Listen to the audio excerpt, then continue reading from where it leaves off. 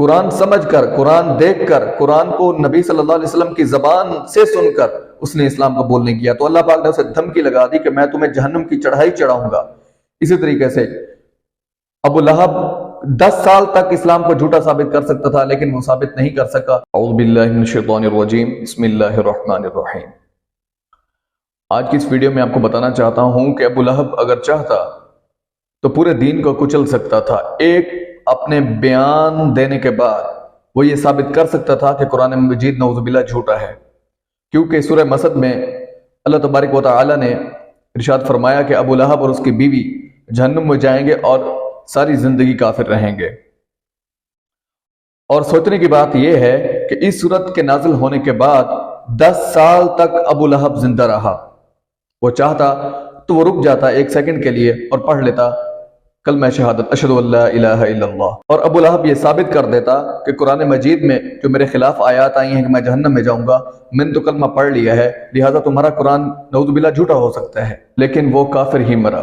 حالانکہ قریش کے لوگ اور مکہ کے لوگ آپ صلی اللہ علیہ وسلم کے سخت دشمن تھے، وہ اسے مشورہ بھی دے سکتے تھے کہ تم کلمہ پڑھ لو اور قرآن مجید کو نعوذ باللہ غلط ثابت کر دو، لیکن اللہ پاک کے فیصلے اٹل ہوتے ہیں۔ یہ قرآن مجید کا بہت بڑا معجزہ ہے کہ ایک انسان کے اوپر کفر کی بات کی گئی ہے کہ وہ ساری زندگی کافر رہے گا اور جہنم میں جائے گا، اس کے بعد وہ 10 سال تک رہتا ہے اور وہ سخت دشمن بھی ہے۔ وہ کہہ بھی سکتا تھا کہ میں کلمہ پڑھ کے اسلام قبول کر لوں، لیکن اس کو ایسا نہیں ہونے دیا گیا، کیونکہ اس کتاب میں اللہ پاک جو فیصلہ کر چکا ہے وہ کر چکا ہے، اس کو کوئی نہیں بدل سکتا۔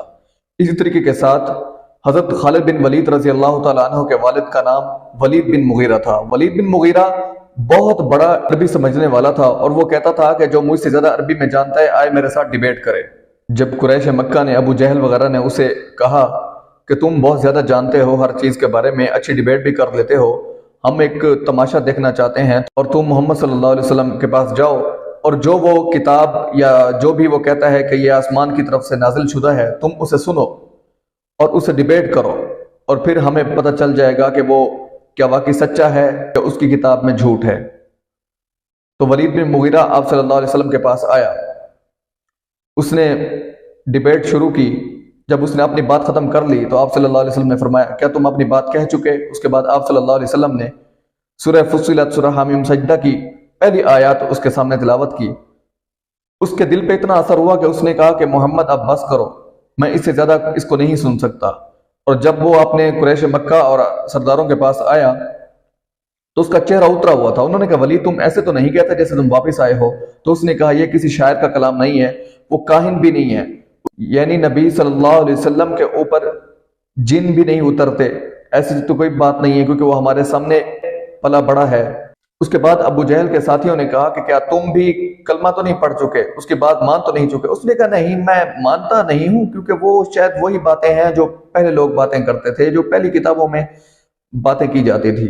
اس پر اللہ تبارک و تعالیٰ کو اتنا غصہ آیا، سورہ مدثر میں آیت نمبر 11 سے لے کر آیت نمبر 28 تک اللہ پاک نے جو اتنی سخت گفتگو کی ہے ولید بن مغیرہ کے بارے میں۔ خالد بن ولید یعنی ان کے بیٹے نے اسلام قبول کیا تو انہوں نے حضرت سالم وہ ہیں جو آپ صلی اللہ علیہ وسلم نے فرمایا کہ 4 لوگوں سے قرآن سیکھو، ان میں حضرت سالم بھی موجود تھے۔ ان سے کہا کہ وہ آیات مجھے پہلے سناؤ کہ جو میرے والد کے خلاف آئی ہیں۔ یہ ایک بہت بڑی بات ہے کہ کوئی شخص اسلام قبول کر رہا ہو، اس مذہب کو قبول کر رہا ہو جس کے کتاب کے اندر، جس کی ٹیکسٹ بک کے اندر اس کے باپ کے خلاف باتیں لکھی ہوئی ہوں۔ تو اللہ پاک نے فرمایا کہ میں تمہیں جہنم کی چڑھائی چڑھاؤں گا۔ قرآن سمجھ کر، قرآن دیکھ کر، قرآن کو نبی صلی اللہ علیہ وسلم کی زبان سے سن کر اس نے اسلام قبول نہیں کیا، تو اللہ پاک نے اسے دھمکی لگا دی کہ میں تمہیں جہنم کی چڑھائی چڑھاؤں گا۔ اسی طریقے سے ابو لہب 10 سال تک اسلام کو جھوٹا ثابت کر سکتا تھا، لیکن وہ ثابت نہیں کر سکا۔